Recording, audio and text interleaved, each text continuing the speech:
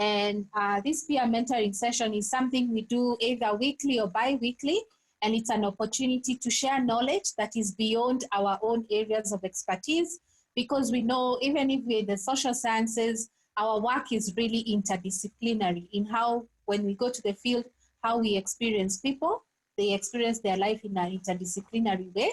And because we are also moving to the fourth industrial revolution, or we are in the fourth industrial revolution, we as social scientists cannot be left behind. We have to catch up. And today we have Emeka. He's Kenyan. I know his name sometimes sounds Nigerian, but he's very Kenyan. And he's going to take us through his experience in terms of artificial intelligence, where he's schooling in Japan. And we look forward to learning. Sorry, we don't have chat. So after his presentation, or however Emeka wants to do it, you can ask questions or in between based on how you do it. But from us, Emeka, welcome, and let's learn. Okay, thank you very much. So let me share my screen so that when I'm going through my introduction, at least you can grab one or two things.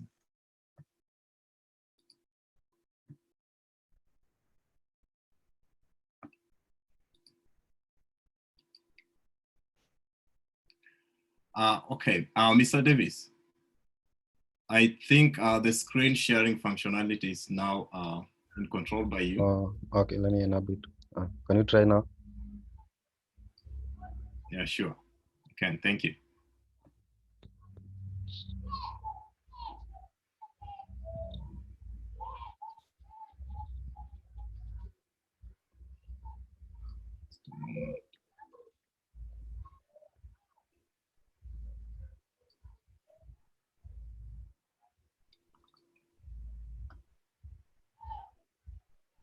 Can you see my shared screen? Yeah. Yes. Contributors, a slide on contributors. Okay, now I tend to share a different one. What about right now? It's still the same one. Oh, still the same one. The same. It's like the slides are. So hello everyone, once again. For those who are just joining, my name is Busalire Emeka.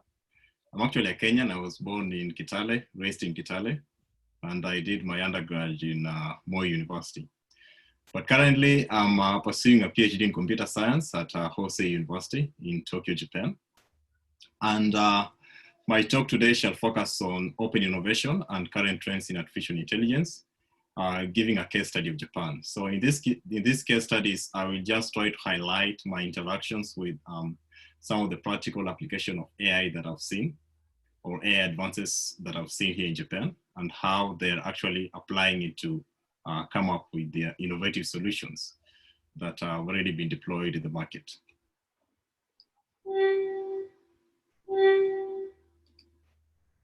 So yeah, a little bit more of a background for myself. Of course, my key domain is computer science, but my key area of research is system security requirements engineering, especially for APIs. API stands for application programming interfaces. So basically, it is something that allows either your phone to communicate with your PC, or allow your phone to communicate with a remote server somewhere, or allow a system A to communicate with system B. So when somebody talks of an API, just think of a bridge that links between two interconnected systems.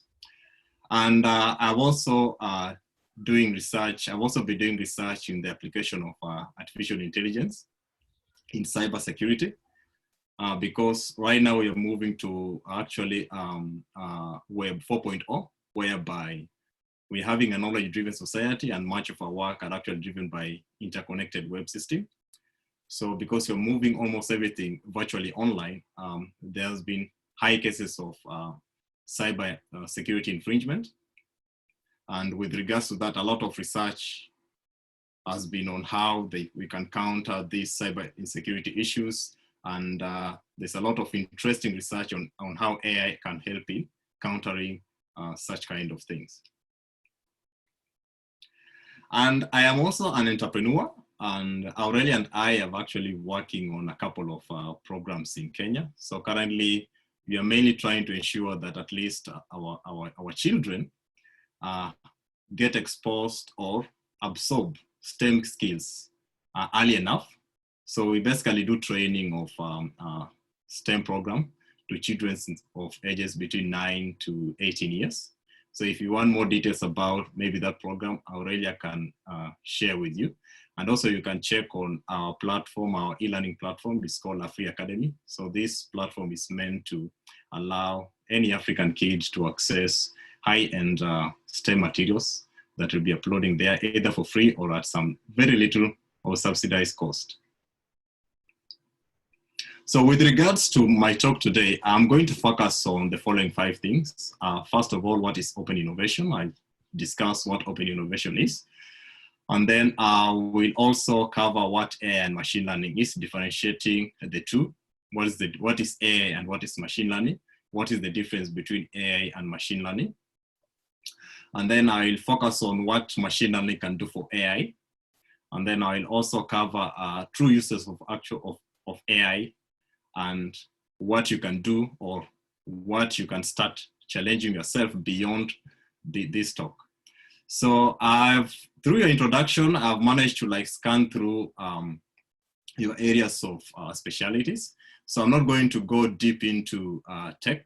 I'll try to tone down the conversation to a high level, generic based conversation so that at least you can grasp 1 or 2 things. But I'll also be sharing key pointers that can allow you to go deep, do your own research, and fish out more information that you might want. And you can also, in our question and answer sessions, I will welcome any questions with regards to any topic that you might want to get more details about.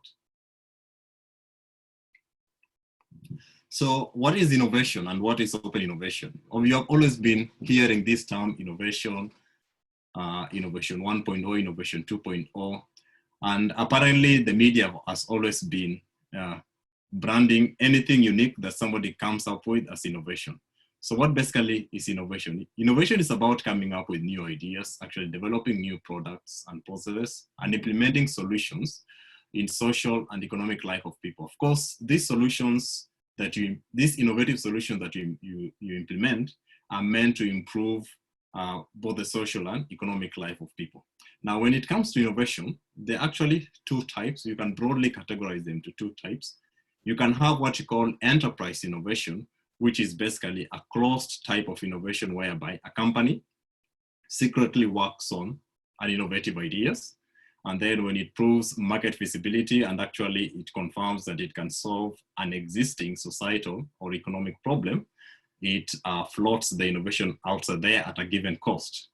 And then we have what we call open innovation, which is basically about organization making use of external ideas or solutions and technologies instead of relying on its own internal innovation or so-called enterprise innovation. So this talk, I shall leverage more on open innovation rather than enterprise innovation. Probably enterprise innovation can be a subject of our future talk. So when it comes to open innovation, there are different models of open innovation.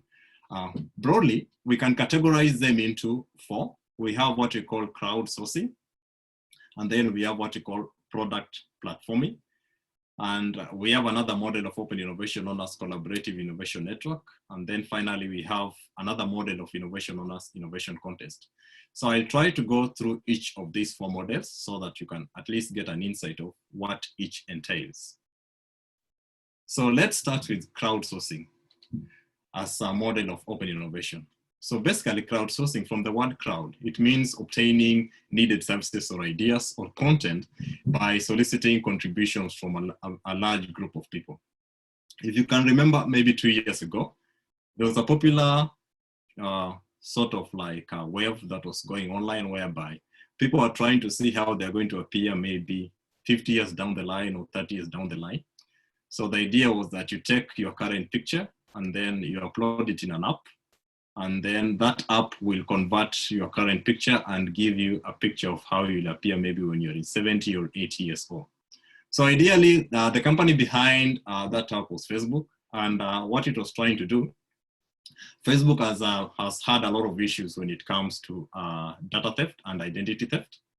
So they have been trying to streamline or improve their face detection machine learning algorithm. But for them to do that, they needed to get huge sets of, current people faces so that they can use it to train their machine learning algorithms. So by virtue of them tricking people into actually telling them that this is how you're going to appear in the 60 years, they enable them to contribute very huge data sets. And they have done a really impressive job in terms of like ensuring that they have improved their machine learning algorithm for face detection. And actually right now it's very hard, or at least they have made it harder for people to go around, steal your photos and misuse it. The other model of open innovation, we have what you call product platforming. So basically product platforming is one of the most simplest way of open innovation, in the sense that we'll have a dedicated group of people will come together, sit down, and just come up with an open source solution to solve a specific problem.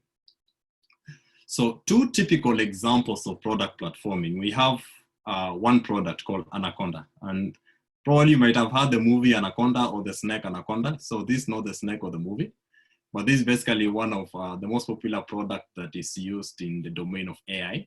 So it's basically a tool, and a tool is basically a toolbox, so as to speak, and a toolbox is made up of several tools. So Anaconda is basically a machine learning Python libraries, or it's made up of machine learning Python libraries. So when I talk of libraries, just envision them as tools that can allow you to accomplish a specific task. So you know very well when you are interacting with machines, machines only interpret data in form of numbers. So when you give input as data, you need to convert this input to a manner that the machine can understand. So we have what we call libraries or tools that allows you to do that. And when you're dealing with machine learning, Anaconda is one of the most dominant tool that is outside there, basically free, that can allow you to play around with machine learning algorithm or come up with a solution around AI or machine learning. Another very popular tool is basically a development tool, which is called Eclipse.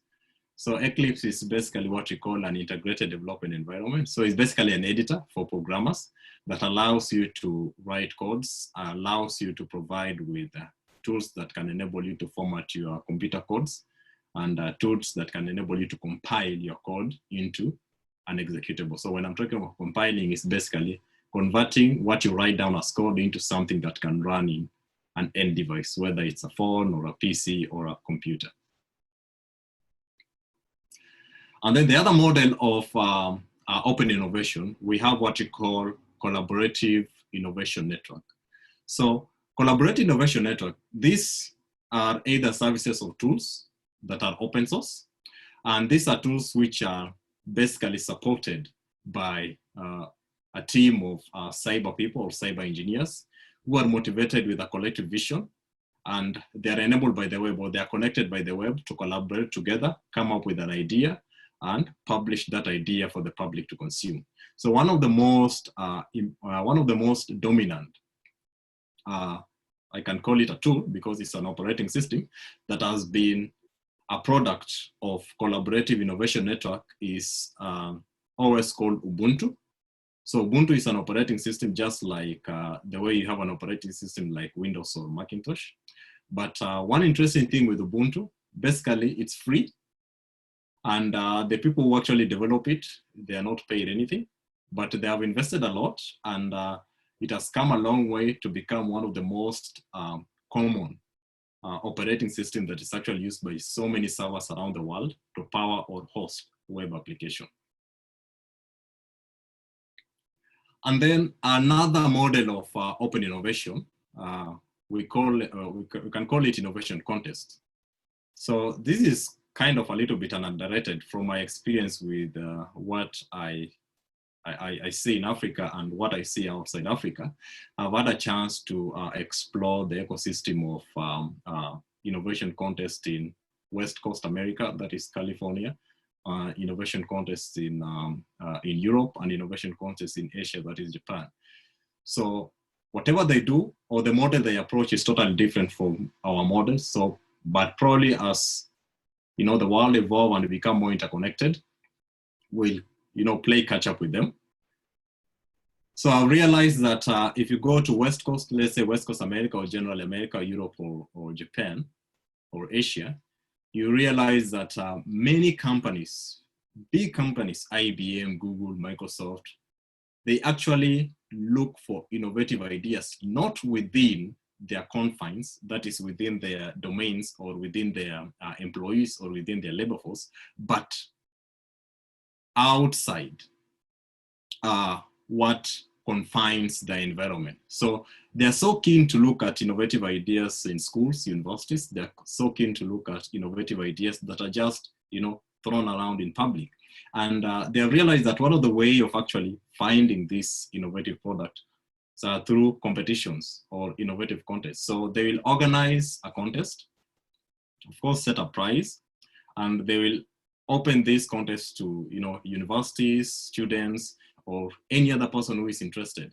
So in Japan, we have a couple of contests in which they organize on an annual basis. One of them is called Junction Tokyo Hackathon. So this Junction Tokyo Hackathon actually bring developers from, not only developers actually, well, majority of around maybe 70% of those who attend are actual developers, but also whoever is interested in or whoever has thought of an innovative idea is actually allowed to join. So I've participated in 2 of them, which apparently African representation was very minimal. The first time I participated, I was the only African among 300 developers. The second time, at least, we were 3 among also around 300 developers. So this year, coronavirus threw everything out of scale. But the idea is that through this contest, companies will shop around and look at ideas on which they can implement it by themselves, or ideas in which they can support, and then they buy it off. So those are the models of open innovations that are currently in existence. And if you want to check out a couple of them, you can just Google. For instance, if you want to check out about innovation contests, nowadays the world is highly interconnected. You can just Google maybe innovation contest in Africa, innovation contest in Asia. Some of them allow virtual joining, innovation contests in USA, like that. And through that, you can also get more insights of how these ecosystems of innovation contests are molded and what you can get out of them. So aside from models of open innovation, now let's delve deep into our other bit of our talk, AI and machine learning. So of late, AI and machine learning has become the talk of town. Everywhere you go, you keep on hearing of AI, you keep on hearing of machine learning. Funny enough, also the media is on the forefront, also pushing for, pushing on ideas that focus on AI and machine learning. But unfortunately, sometimes the media keep on confusing what is AI and what is machine learning. Sometimes the media maps machine learning as AI or AI as machine learning. But in actual sense, these 2 domains are slightly different, but highly coupled together in the sense that they are interrelated. So I'll try to, explain that slight difference. And I know there are a lot of about AI. So I'll not give you the book definition of what AI is or the book definition of what machine learning is. So I'll give you the most simple definition. So the most simple definition I normally tell people is that when you think of AI, think about your phone and think about one of the coolest features that maybe your phone is. If you're having an iPhone, probably you've ever heard of Siri, or if you're having maybe an Android, you've heard of Google Talk, whereby you can just give it a voice command and then it executes something, maybe tell you the weather or call a contact in your phone list or do any other interesting thing. So basically, what makes your phone interpret your way of speaking or encode your voice is AI, or it's artificial intelligence in action. And then now the technology that actually enables this AI is basically machine learning. So when you look at AI and machine learning, both of them have 2 strong fields that define them. We have the mathematical field and we have the engineering field. So I'll not go deep into both of them, but I'm just going to mention this for the sake of differentiating them with the so-called, with the other existing researches that we get exposed to. So both AI and machine learning actually have very strong engineering component in the sense that you can actually substantiate the theorems that are proposed by machine learning or AI rather than just stating an hypothesis that define the theorems. So in this sense, you can actually test data and see results. And then another thing also, well, for this case, I'm going to focus on you know, the thin line that differentiate what AI and machine learning is. So both these domains are actually highly interrelated in the sense that one is a subset of the other one. And in this case, AI is the father figure and machine learning is actually a subset of AI. But you can't have AI without machine learning in the sense that you need to have machine learning so that you can actually qualify a system to be embracing the domain of AI. So machine learning is basically, the simplest way of explaining, machine learning basically provides you with a toolbox that steers AI. That is, provides you with what we call libraries. It provides you with what we call algorithms. And it provides you with what we call data formats that can allow you to come up with what we call an AI system. So this machine learning, it will enable you as a user to know or adapt to new circumstances that you have never thought of. And then another thing is that machine learning can allow you or can enable you to go through tons and tons of data and actually identify patterns that you as a human being probably you cannot identify. If I give a typical scenario, if you look at Safaricom, probably they service 20 million subscribers and their call centers can be receiving calls to the tons of millions per year. If they want to analyze the calls, if they use human labor to actually analyze the calls, it will take them a lot of time.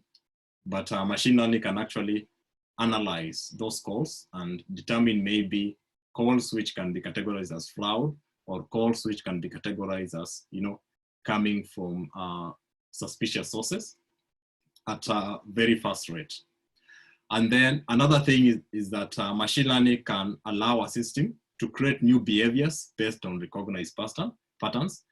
The best way of explaining this one, of course, you're all aware of the concept of self-driving cars.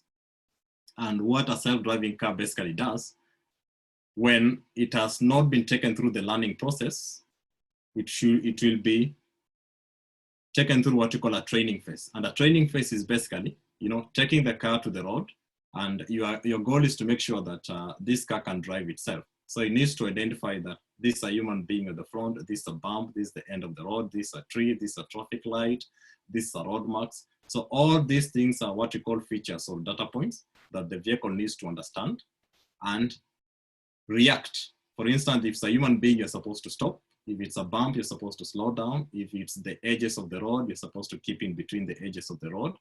So machine learning allows the vehicle actually to identify the behaviors that are actually tied to these features and then recognize patterns that can actually go alongside with the behaviors of these features.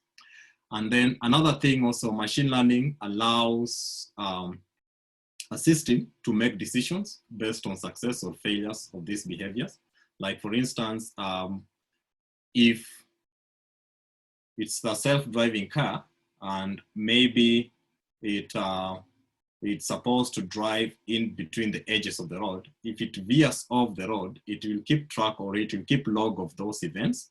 And then in the future, if it tends to veer off the road, it will just do what we call a recall mechanism and look at how it behaved in the past and then react accordingly. So in a nutshell, machine learning is actually trying to reenact our cognitive behavior, the way we react to environment.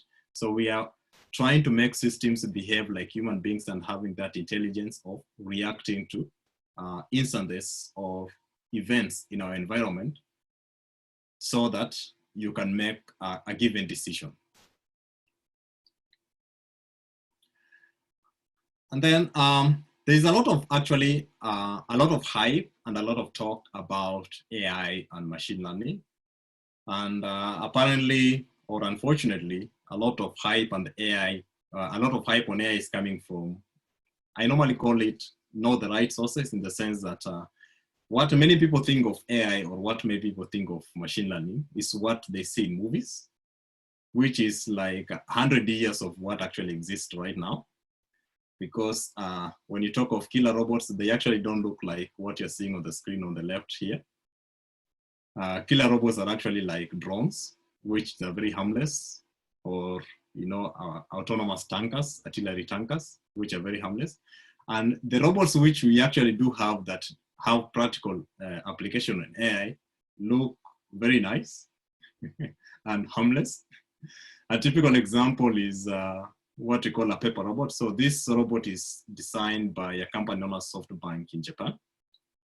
And it's called a paper exoskeleton. Exoskeleton in the sense that it can basically do anything. You can convert it to like a call agent, in the sense that it can reply to automated calls that are sent to a call center.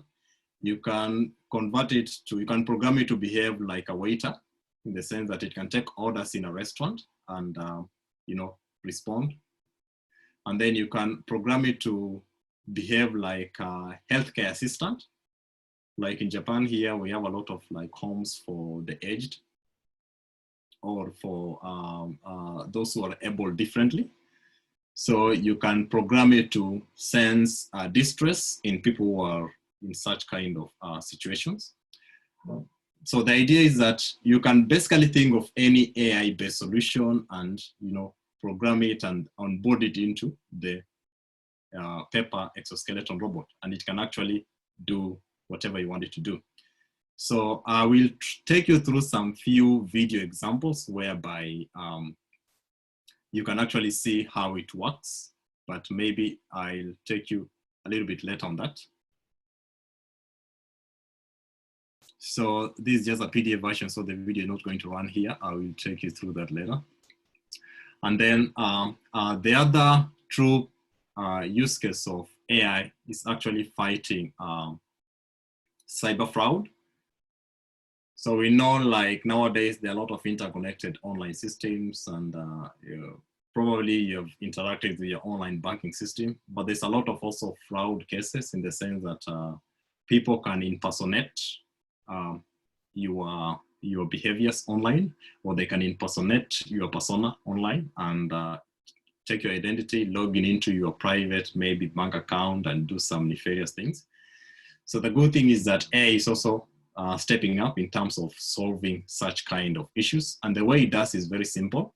So many, for instance, bank systems, as I've seen here in Japan, and probably here in Japan, when you log in, it tries to identify actually where you're logging in from and get very simple details like your location and the time that you're actually logging in. So the idea is that in the event you have this kind of scenario, so assume that maybe you're a Kenyan based in Kenya, you have an account with KCB, and at 8 a.m. you log in from Nairobi, and then at 9:10 apparently you log in from Tokyo, and then maybe at 11 you log in from New York. So if you look at these three scenarios, literally, it is very hard for you to be in Tokyo, which is 6 hours ahead of Kenya, and New York, which is 12 hours behind Tokyo. So it is very difficult for you to actually to be in these three places within a day. So if you're having an AI system that is meant to prevent unauthorized access through what you call fast hopping, that is trying to log in from different locations in the world, you can actually thwart attempts like this. And what happens is that when you're trying to log in into your system, the system will actually catalog or log these details like the location and the time.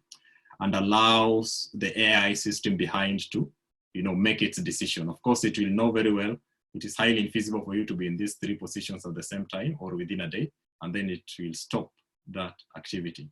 So that is one of the most actually practical application of AI in cybersecurity. There are other practical applications I will show you in later in a typical example. The other thing, this one I've seen is highly common in Japan here. In Japan, a lot of things are highly automated, and roads also are not manned by traffic police. Actually, that's a very strange thing that I came to realize. They have a lot of cameras, and they have what you call toll gates. So these toll gates could be you pay to use the road, or basically it differentiates. If your vehicle is maybe a truck, you're supposed to use certain lanes. If your vehicle is an SUV, you're supposed to use certain lanes. So they have systems in the toll gates that will automatically scan the vehicle, and it will decide which lane the vehicle is going to use. I will show a small video that demonstrates how it works later. The other thing also, in the assembly line, like for instance, motor vehicle assembly or phone assembly, or even, cooking, let's say cooking companies, so companies that are making consumer foodstuffs like biscuits or sweets, where the turnover of the products are really high.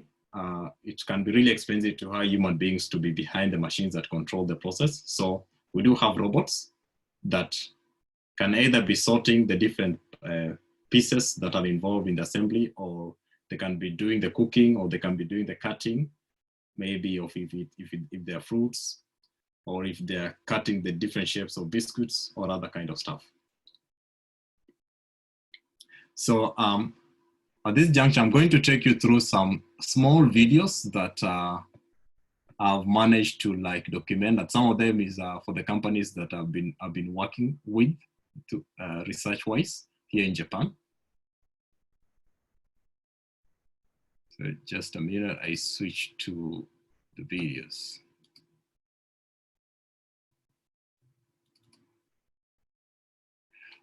Can you see a video on your end? Yes. Yeah, so just maybe a small insight on this video. So this is the paper exoskeleton. So what it does, it basically looks into your eyes and determine how old you are. Well, not precisely, but at least it gives an age group. So this is basically done by a company in Japan. So they have programmed a system that allows it to catalog data of employees and probably determine the age, determine the sort of pension they're going to pay, and determine the premiums they're going to pay in terms of health insurance. So this is how it basically works.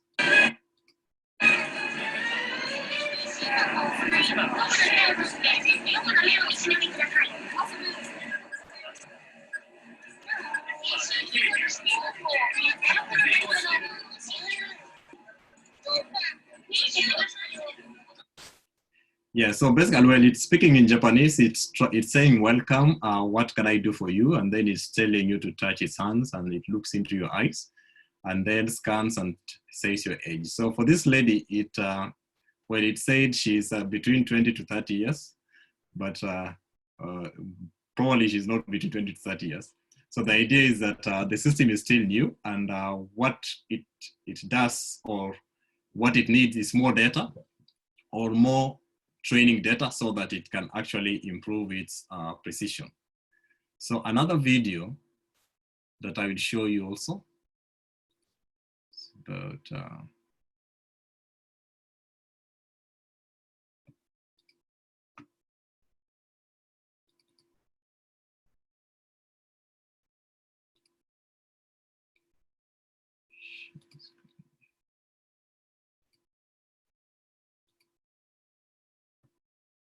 so this one is for the sorting machine. It's mainly used in companies that are making electronics, tiny pieces of electronics, and it's mainly used for the assembly line.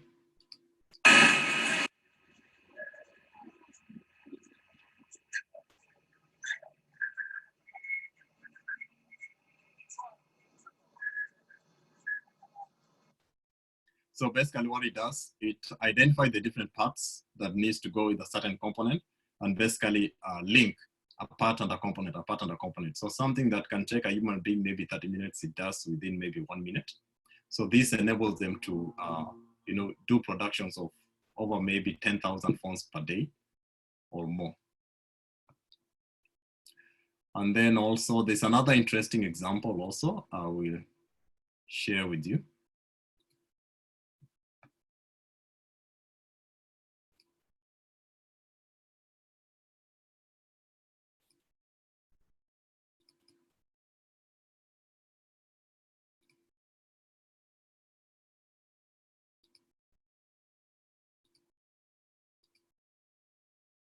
So this is basically for the cars that basically it scans. We have an AI system that scans the cars and determine whether it needs to go to a certain lane. And the lane basically is for, maybe we have lanes dedicated for trucks only, lanes dedicated for SUVs, lanes dedicated for vehicles with only one person. So instead of having a traffic police officer to do all that, they have like AI systems that basically does that. So this model is actually not a real system working, but it's a model. They have modeled the road, but it's the system itself is the one that actually works on the roads.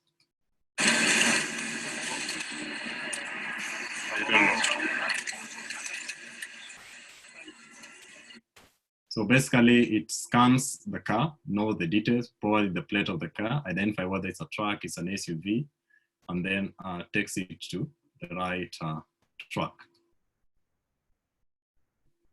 Okay, so going back to our presentation.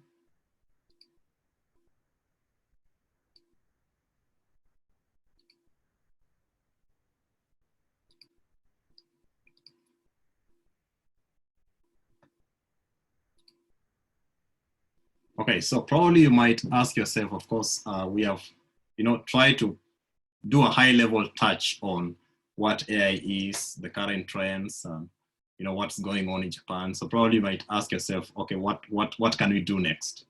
Or what will be the next step? What can I pick out of this?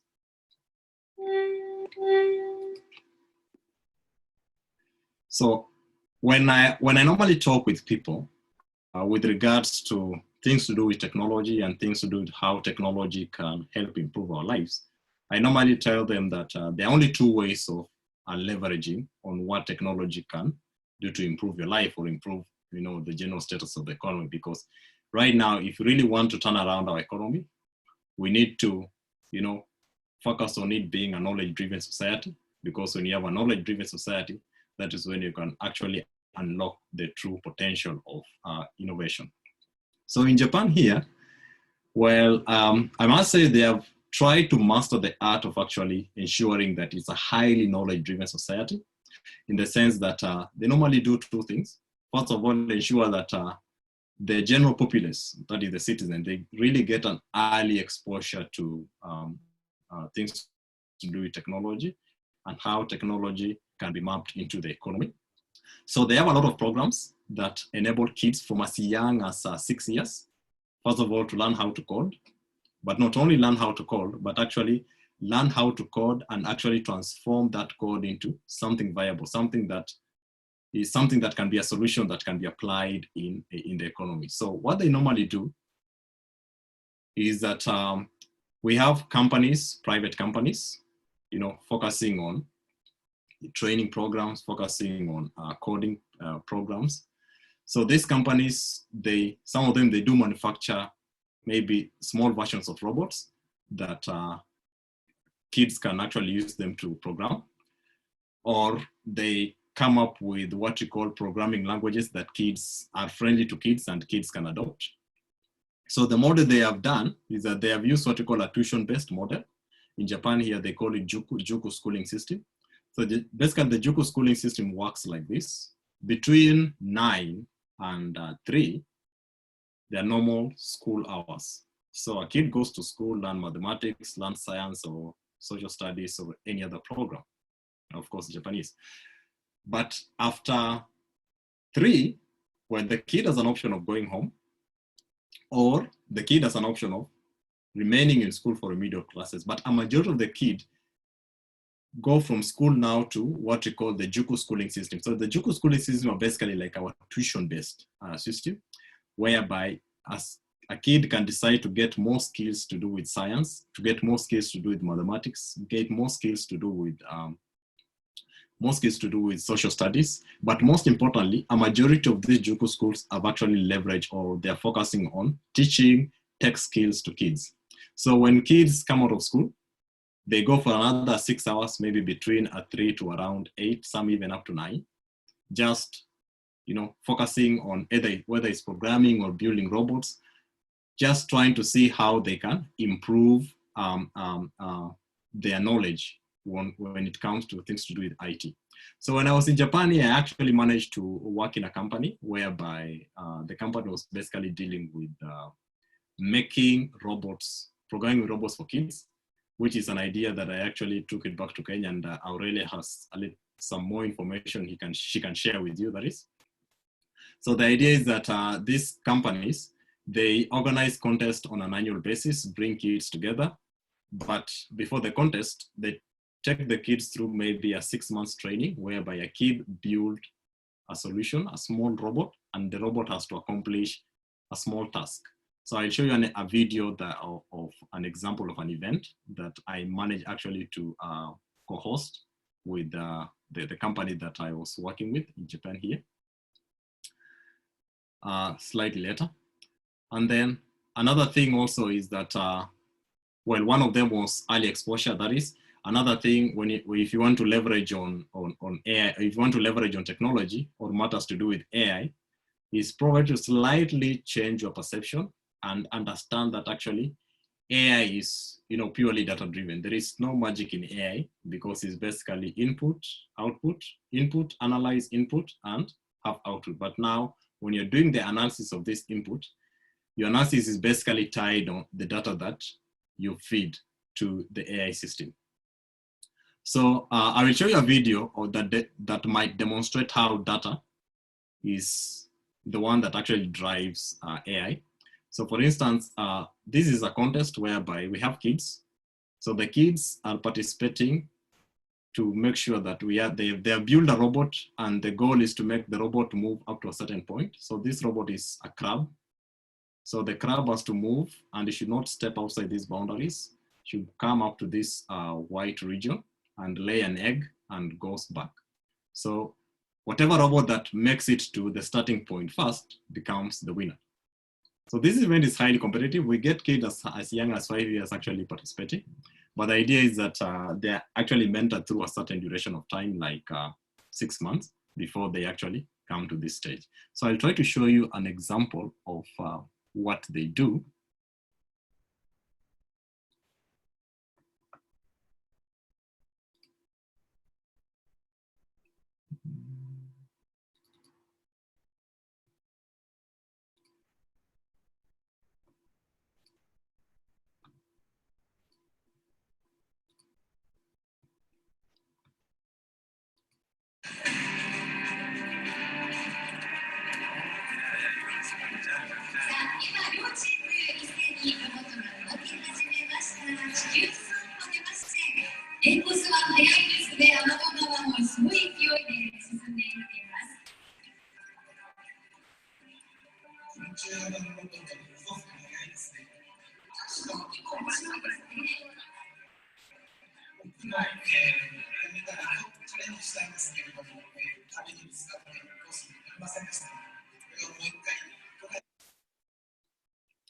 So two things to note here. Well, these robots are not AI-based. They're actually very simple robots, but they were designed by the kids. The kids are actually the ones behind the project. Of course, they're mentored by maybe their parents or their teachers in the Juku schools. But now, my point with regards to AI and data, in the sense that this robot can easily be translated or can be transformed into an AI-based or AI-controlled robot, because what basically does, as you had observed, as it moves along, it's basically collecting data points, and the data points is whether it's outside this boundary or whether it has reached this particular platform. So all these data points, by use of sensors, it gets the data points sent to the robot, and then If it's within the boundary, it keeps on moving, keeps on moving, keeps on moving. So all along, it keeps on sending data, and then the robot, through a program that maybe the kid program, analyzes and says you are still within track, keep on moving. So if you convert it into an AI-based robot, it might go through the track while getting the data points, but when you take it through the second time, it might not need actually to scan for the data points. It will just use the pattern that it built, avoiding going outside the track and coming back. So when I was in Japan, I actually managed to this was around 2018. I actually managed to participate and co-host this event. And I was really impressed by the skills that were showcased by kids as young as 7 years. The youngest kid there was 5 years. Surprising bit, he managed to get to the semi-finals of the competition. And for him to get to the semi-finals, it means he managed to beat almost over 40 other participants for him to qualify to the semi-finals. So the most interesting bit was that if a kid is exposed at a very young age to such kind of concepts and such kind of environment whereby he can think of how he can construct a solution and actually see how it works. When he matures up, he'll not be looking at experimenting, he'll not be looking at learning. He'll actually be looking at developing solution. So it'll be more or less of a solution-oriented person rather than person who is actually struggling to learn the theories behind the technology that can enable him come up with a solution. And I realized probably this is at least one of the challenges that we are having probably in Africa. I can speak for myself because I have been through such an environment. When we are in the university, probably we get exposed to very high concepts of technology, but we can't find the right way of transforming whatever concept you are learning into a practical solution. So one best way that I might suggest probably is we ourselves to take initiatives instead of maybe relying on the government. Like I see in the case of Japan, actually the government here has very little hand in terms of how this program are. These programs are basically run by private companies. And the private companies are the ones in charge of these programs, even the developing of the robots, the organizing of the programs, and also another typical scenario, the running of the Juku schools. So if we ourselves rise up as a private sector, then we can be one step ahead. Of course, we need good governance, but actually the balls need to be kickstarted by the private sector.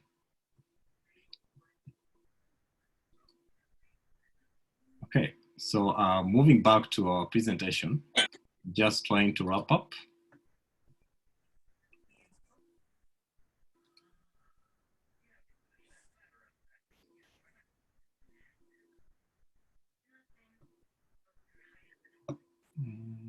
Just a moment.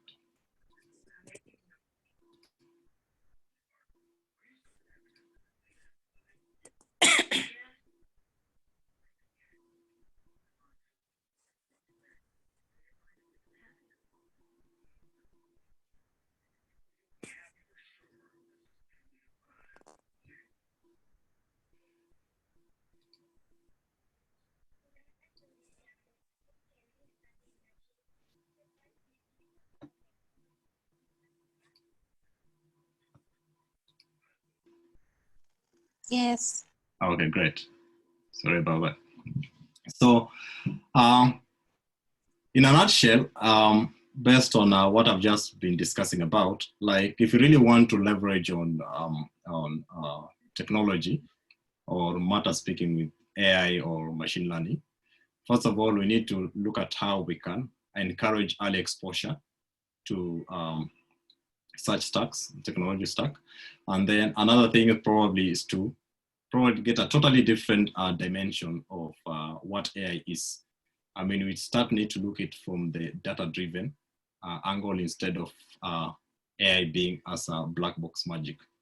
So by looking from the data-driven angle, basically what I mean is that we start looking at what enables AI to function, because AI is basically driven by data.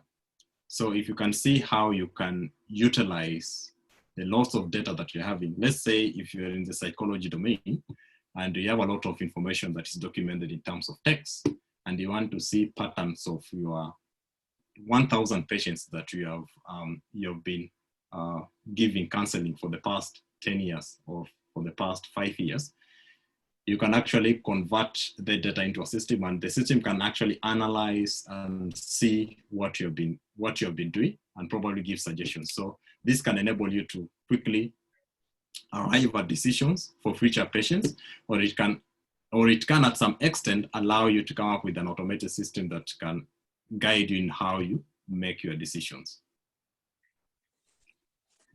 So if you're interested actually in getting to know more insights or getting to play around with AI and getting to know what machine learning is, the good thing is that provided you have an internet, or you have the internet and you have a computer, you're good to go. Because over 80% of tools that you need to interact with, or that you need to work with to refine your skills or gain your skills in AI, are basically free. And the 4 key ones that probably I might highlight: one, we have a programming language called Python. So it's simple, easy to understand, but a very powerful programming language, which is predominantly used in creating AI systems. And then another tool, we call it scikit-learn. So this is basically a library. So a library is sort of like a toolbox that allows you to accomplish AI tasks. So scikit-learn, basically what it has what we call algorithms that power AI. And algorithms are methodologies that allows a system to accomplish an AI-driven task. And then we have another tool known as Numpy and Panda. These are also Python libraries that allows you to manipulate numbers. So remember initially when I started the talk, I say like computers will normally interact with data in form of numbers. So you have to ensure that you pass, that is, you give the data in a certain format that the computer can understand and manipulate. And then for those probably who are actually into statistics so much, because AI is actually a marriage of 2 domains. There is the engineering and then there's the mathematics and statistics bit. But for those who are interested in actually doing statistical analysis and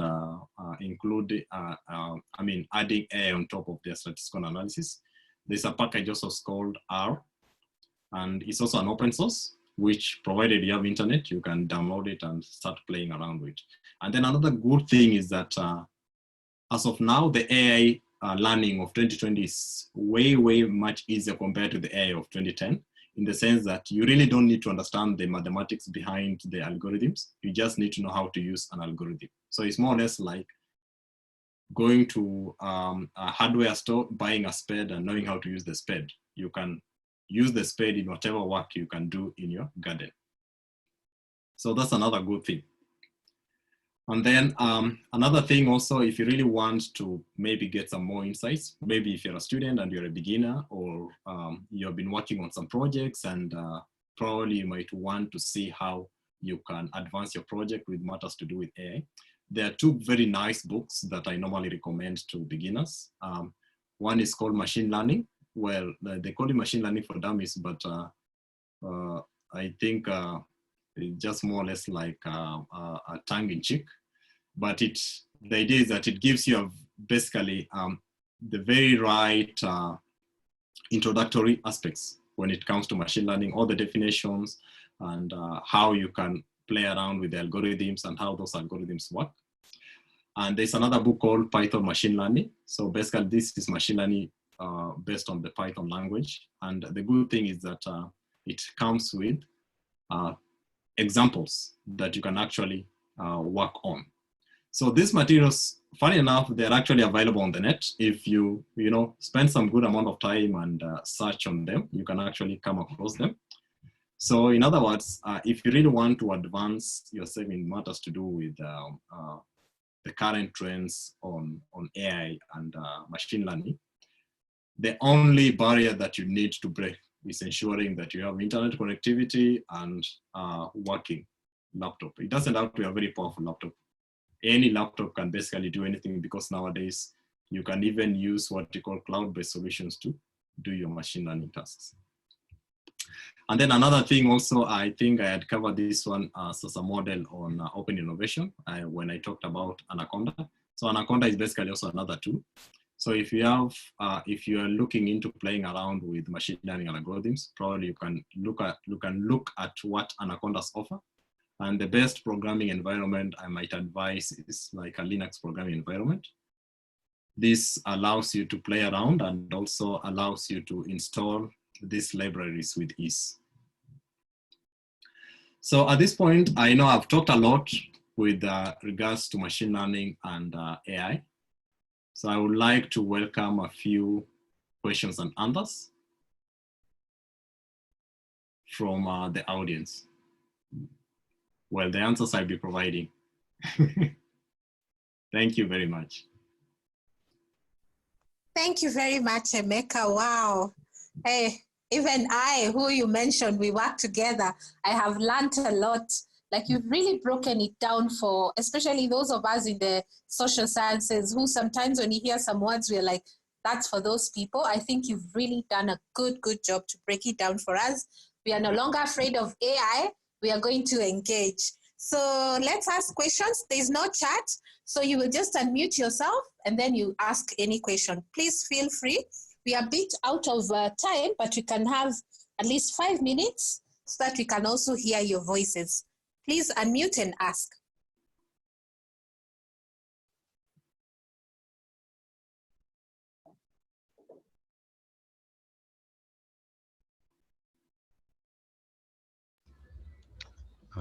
Okay. Please go ahead. Go ahead. Okay. Okay. Thank you so much, Dr. Emeka, if I'm right. Wonderful presentation. My thinking is that if I'm correct, machine learning and artificial intelligence, they are almost same, if I'm correct with your presentation. And I'm now looking at the deployment of this machine learning in agriculture. Because in Africa, actually, we know it is when one is comfortable food-wise that you're able to think. All these advanced countries, they've been able to at least been able to achieve this food security. That is why they are able to deploy the technology in some other areas, aviation and the likes. But our own troubles in Africa mainly has been this issue of agriculture. I'm now looking at how we can deploy it effectively in agriculture. If I'm right, I think something like drone technology should fall under this category of machine learning or artificial intelligence, if I'm correct. But if you look at the deployment in agriculture in Africa, it's so low. And I don't think there is a way we can rule out our government, because, for instance, now in Nigeria, there are some private individuals that have some initiative to roll out this drone technology for application of irrigation and fertilizer and the likes. But something like government regulation disallow that, because they need to get permit from Ministry of Aviation. Therefore, they couldn't roll out such, which means we can't rule out, although you encourage private initiatives. But if the enabling environment is not supportive, I don't think we can have any headway. And also, my second point is this area of encouraging our youth, especially the children, young ones, because we can see that wonderful things that young chap did at the age of 5, reached that semi-finals of that competition. Now, we don't have those private organizations doing that in Africa, and the government also, our government also are not willing.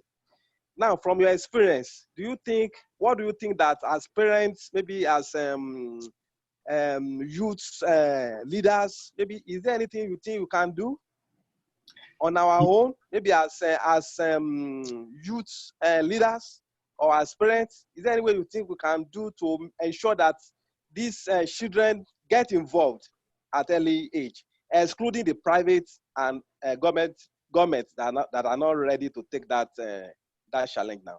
Thank you. Okay, thank you very much. So if I get you right, maybe on your first point was on a point to do with machine learning and AI. Actually, in a nutshell, machine learning is a subset of AI. So without machine learning, you cannot have AI, because machine learning basically provides what you call the driving engine, the algorithm that allows you to have an AI system.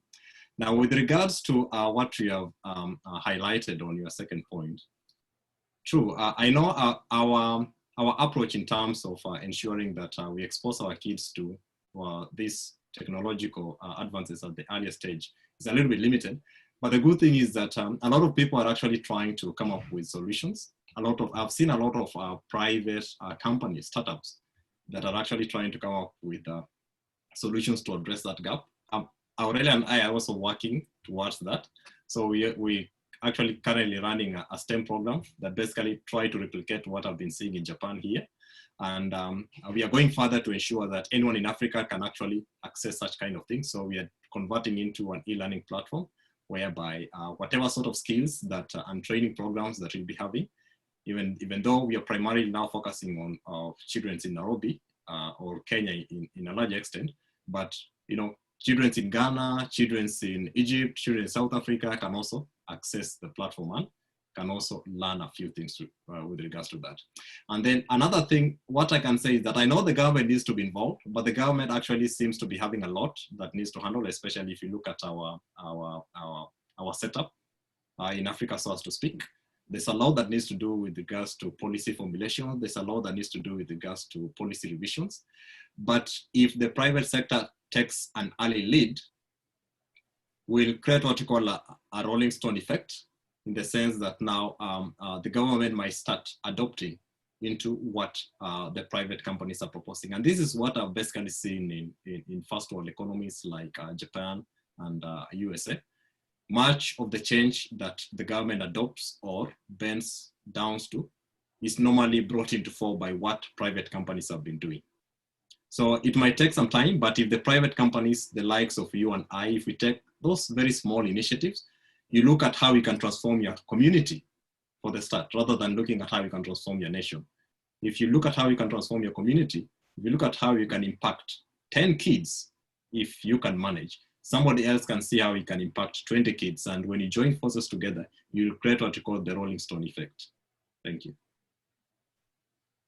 Wow, thank you, Emeka, for throwing that challenge to all of us. We are the solution in our own small ways. We can start. Any other question?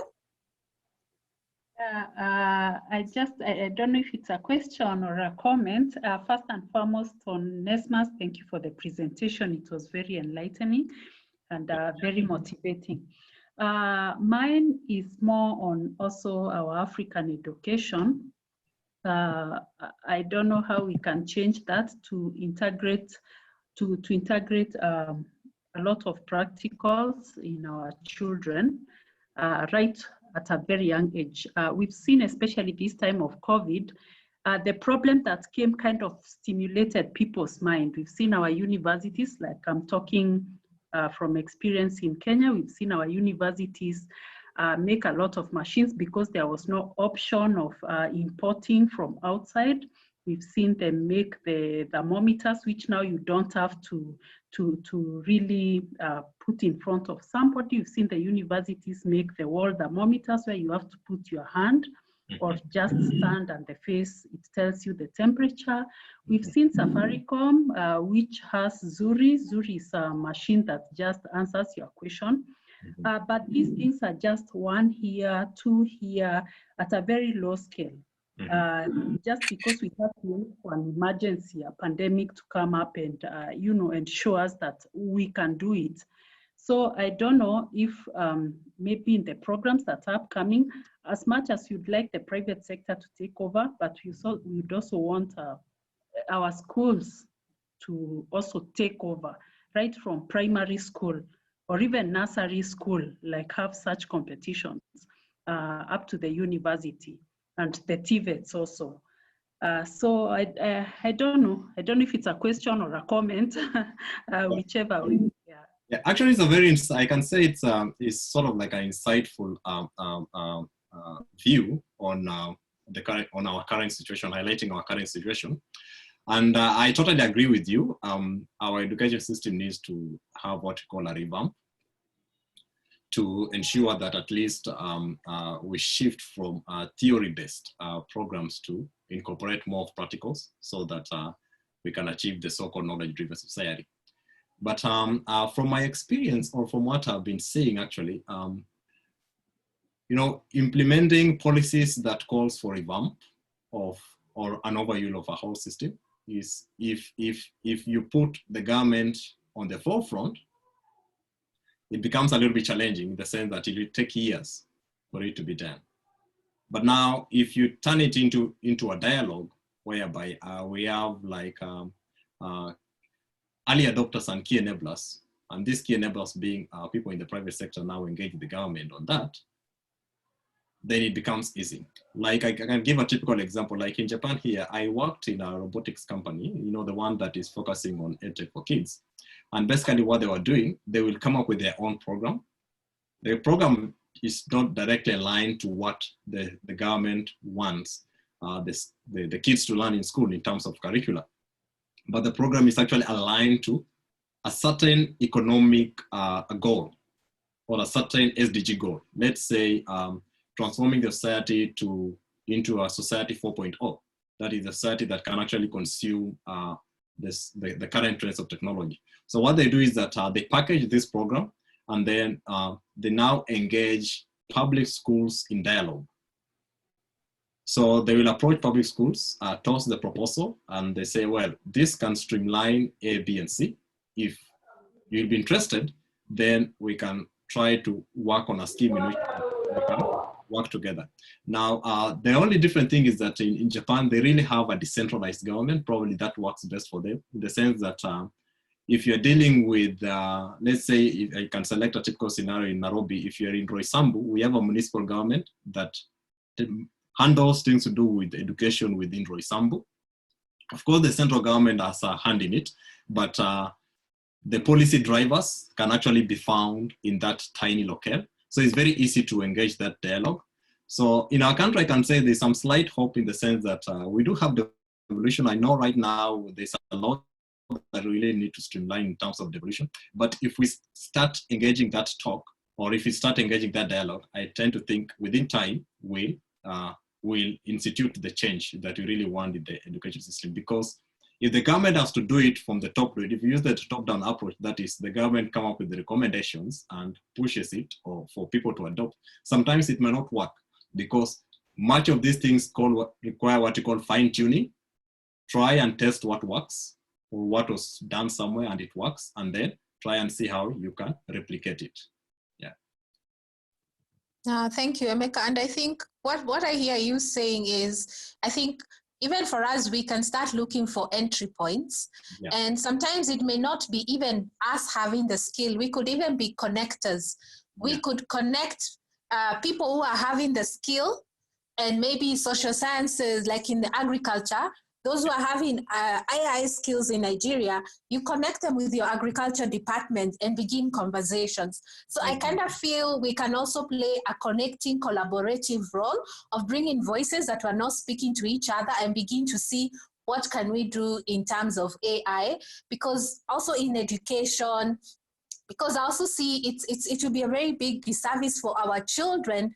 Later in life, they'll be competing with the Japanese children, and the same disparity will be there. Ours know how to use the phone, the Japanese kids are making the phone. So I think to break that bridge, I think we can really see what small entry points. If you hear there's an AI program going on, go and find out. What are you doing? What can we collaborate? So I hear you in how you're saying it, Emeka. Exactly. Yeah. Very true. Thank you. So any other final question? Mine is just an add-on. In our school, we started doing these small competitions of creating a website using HTML code. And then during the holidays, my friends would make some sort of short films, like using Roblox Studio. So it's a place where you can create small games or cinematics. Mm. Yeah. So you can also do competitions about that. Yeah, Yeah. exactly. And then document. I think the other thing we don't do a lot in our continent, we don't document and speak a bit about it. So like yours would really stimulate other young people to be like, oh, they're doing this, we can also do it. So I think also documenting and telling young people can really help us see, oh, it's really possible. And good job for that initiative. Yeah, exactly. Actually, just to echo your words, also documenting and also sharing. Sharing the knowledge with whoever you think can help in terms of dispersing it. Like for instance, in Japan here, or let's say in America, we realize that if somebody is running a STEM program, you can actually, if you really want to know what he's doing, you basically need to go to his website and you can basically get everything.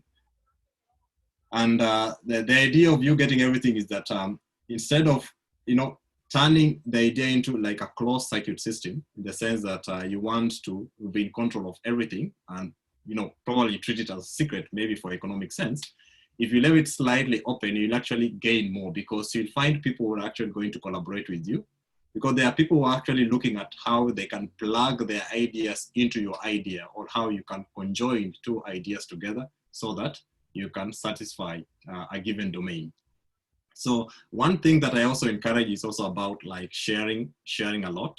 Like even if it's at the theoretical level, if you can afford to share it within your circles, probably you'll get somebody who is interested or somebody who has been working on it, and you can join hands and see how you can, come up with something or a solution out of it. I've been trying to do that. I sometimes do a little bit of blog. Probably you might ask, how do we do the sharing? I know some of us are subject matter experts in our different domains. And one thing that is quite common nowadays, that IT is cutting across all the domains. IT is not a specialty. IT is becoming a tool. So it's a tool that is enabling each and every domain to ensure that when we're coming up with solutions in this domain, it's easier for you to come up with solutions. If you're in the psychology industry, you can have IT to support the kind of works that you do, or the kind of analysis that you do in psychology industry. The same applies to agriculture. The same applies to education. So in a nutshell, IT is not a specialty anymore. IT is more or less like a tool. And if we equip ourselves with the necessary skills, then it means we can find better ways of utilizing this tool. And the only option of equipping ourselves with necessary skills is to ensure that if you have a certain degree of expertise in a certain domain, probably can share it through blogs, through sessions like this. If we have more sessions like this, actually, they provide very nice medium for, sharing refined content and sharing refined information. Okay, that's what I was going to ask, like if that sharing can happen, and when there are programs even for young people, across the life cycle, the different ages, please let us know and share so that we can in Kiswahili, we can sambaza them to others, and somebody might just be interested and hop in. Exactly. Yeah. Thank you. And thank you for the training, and thanks everyone. Thank you very much. Okay. Thank you. I also have a question. Okay. First of all, thank you, Emeka, for the nice presentation. I'm really glad actually to see some of the tools that I'm currently interacting with, especially Sklearn and Pandas in building these models. And I have this question. There's a notion that's going on, like you find that the currently used model, like maybe random forest and these other ensemble models, that they are not really fit to be used to solve African problems. It's just a notion that I had, and I'm just asking, is this really correct? And also, are there any maybe new algorithms that are being created maybe to solve the African problems now? Yeah, well, from my point of view, I don't want to say that maybe you're correct or wrong, but from my point of view, when I look at AI, what normally comes to my mind at first is, am I giving it the right data?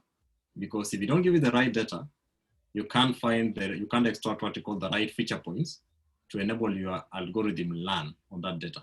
So one challenge that we're having in Africa is that we really don't have data. We don't have sources of data in which we can actually apply this machine learning algorithm so that you can get the targeted results. And one way could be that maybe our entities that are supposed to come up with this data, like for instance, government ministries, they're not documenting this data in a friendly way or in a way that you can actually claim and feed into this machine learning algorithms. And then another thing, if you look at the algorithms that probably you mentioned, the random forest, actually these algorithms can basically do anything because they're basically tools. They're not predefined to do specific. Okay, in terms of performance, some can do better than others, but what really dictates the outcome is the data, the input that you give and the feature points that this data has. So one big challenge that we're having in Africa is we are not collecting this data. Or if you are collecting this data, we are not storing it in a proper way in which we can actually make the AI system consume. Like for a typical scenario, most of the data that we gather probably write somewhere, put it in a file, and it's stored in records. And converting that data into digital format probably takes a lot of time, and no one is, or very few people really have the time or the interest of converting the data into a form that an AI can consume. So maybe to answer your question, probably if you look at how we can also start encouraging ways in which we can come up with what we call data repositories or open up existing data repositories so that we can have researchers or interested experts who can work on them, then you start seeing how these developed algorithms, machine learning algorithms work and how they can, help us solve our specific problems. And when I talk of data, it's very simple. Like for instance, when you talk of like rice diseases in Mwea, if a disease that affects maybe rice at a certain stage is quite conspicuous, and you need to find ways of actually controlling this disease, the simplest way of doing it is basically documenting when this disease is appearing and the stages of the disease. And we either document it in form of images, document it in a pattern that your machine learning algorithm can actually use, or they can actually use the data and work on it so that it can predict on whether this disease is occurring or not. So if we start those exercises, building these open data sets and allowing people to play around with these data sets, then we'll actually try to see how we apply machine learning to solve our own local problem. So if we start building our own data sets and maybe opening repositories for data sets, then we'll start actually unlocking the true power of AI, because this is what countries in the first world, this is what first world countries are doing. There are so many open data sets that are open for researchers, open for companies, data set from companies, data sets from even individuals, data set from volunteers, you and I just coming up with initiatives saying you're collecting data on rice diseases and exposing their data to other people. Of course, it comes at a cost factor, but these are the kind of initiative that can actually drive us closer to coming up with solutions, AI-based solutions for our own typical problems. Okay, thank you. Thank you for that. Thank you so much. Wow, that is so powerful, Emeka, because here we are researchers and data is our food. So I think you're speaking to us when you say we have now to think about data. Even in our own PhDs, as we do them, or our masters, in our own small way, in that sector, we can start thinking, how is this data even going to be available for even AI to take it up? You can even transform a small area like your PhD research. So I think we can do a lot, and we don't have to wait for the West or researchers from the West. We are here. I think we can push ourselves and really even streamline data sourcing and data management in our own small area. So I like that challenge. Exactly. Actually, that is the challenge that I'll try to encourage each and every researcher. When you think, if you're working on a certain problem, think of how that data can be reused by X number of people down the line. Yeah. Okay, we are now going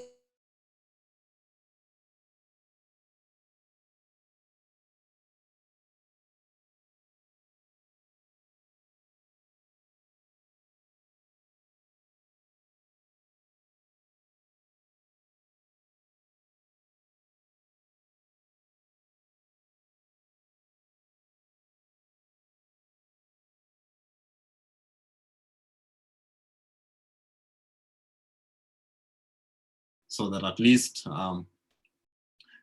least we can keep the ball rolling and ensure that at least we have our so-called homegrown solutions to our very simple problems that we keep on having year in, year out. It is sometimes I find it very painful when we keep on talking of flooding in Budalangi since 2002 up to 2020. We are still discussing about the same thing.